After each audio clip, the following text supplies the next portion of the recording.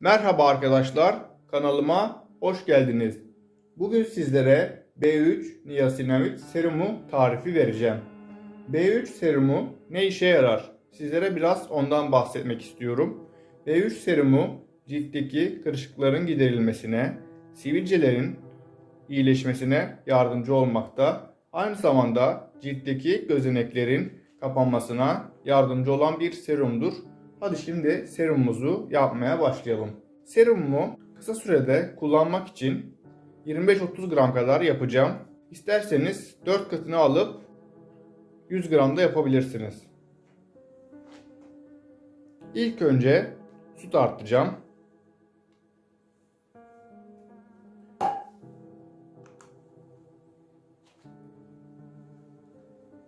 25 gram su tartıyorum. 25 gram su tarttım. Suyum kaynayıp soğutulmuş su. Şimdi üzerine 2,5 gram B3 vitamini saf B3 vitamini tartıyorum. 2,5 gram.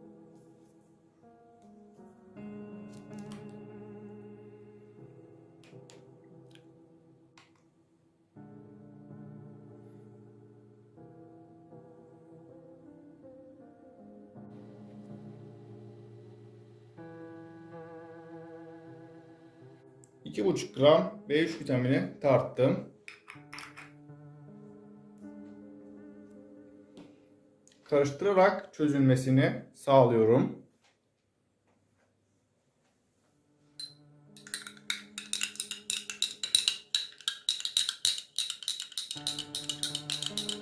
...5-10 dakika boyunca karıştırarak tamamen çözülmesini sağlıyorum. Videoyu bu aşamada donduruyorum. 10 dakika karıştırıp çözülmesini sağladım. Şimdi gliserin tartarak içine ekleyeceğim. İçine 0,25 gram gliserin ekliyorum. Lapesen firmasından Kevser Hanım sponsor oldu. Gliserin, E vitamini ve niasinamidi Lapesen firmasından Kevser Hanım hediye etti. Teşekkürler. 0,25 gram gliserinimi koydum. Şimdi 0,5 gram yani yarım gram kuşburnu çekirdeği yağımı ekleyeceğim.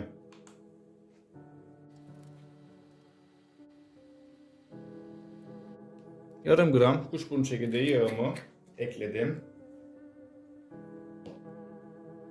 Şimdi üzerine 0,25 gram E vitamini ekleyeceğim.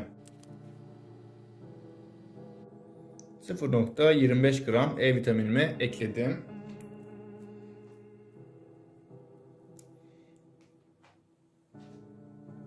Şimdi karışımımı karıştırıyorum.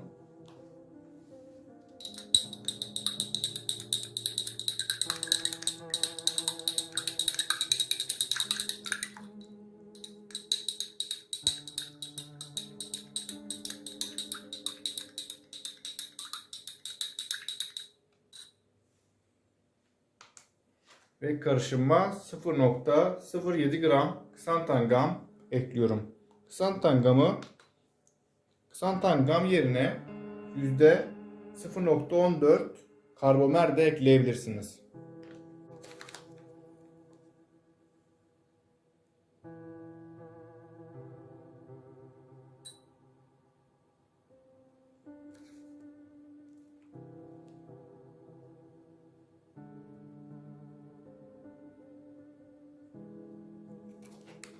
...0,07 gram ksantangamı ekledim.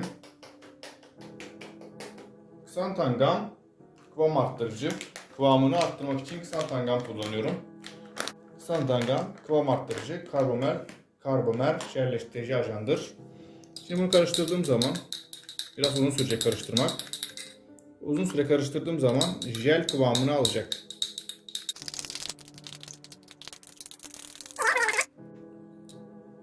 Karıştırdık. Karışımımız jel kıvamına geldi. Çalkalandığı zaman, bir kabak olup çalkalandığı zaman daha iyi bir jel kıvamına gelecek.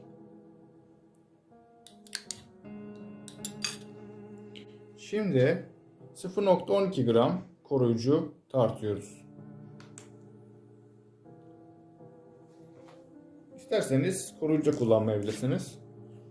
KMHG adlı koruyucuyu kullanıyorum. Kimyasal şeylerin baş harfleri. Koruyucu kullanmazsanız bir hafta içinde bitirmeniz gerekir. Bu kozmetik koruyucusu olduğu için ve çok düşük miktarda kullandığım için cilde herhangi bir zararı yok.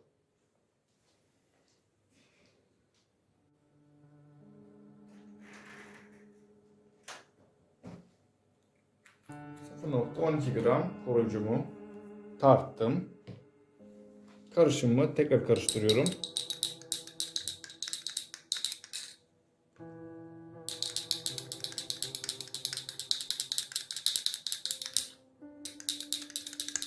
Artık bir şişeye koyarak kullanabilirim. Damlalıklı şişe veya eski bir serum şişesine koyabilirsiniz.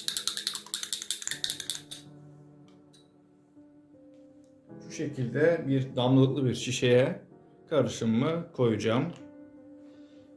Bu kabı daha önce deterjanla yıkayın ve kuruduğundan emin olun. İçinde su damlası kalmasın.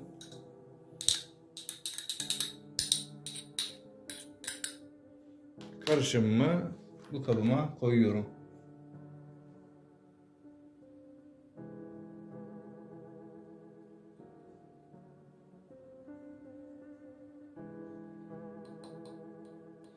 Ve serumum artık kullanıma hazır.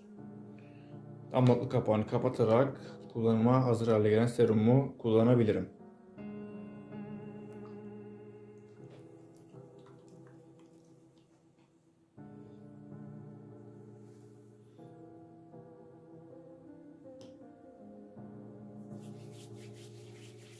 Evet, harika bir serum oldu.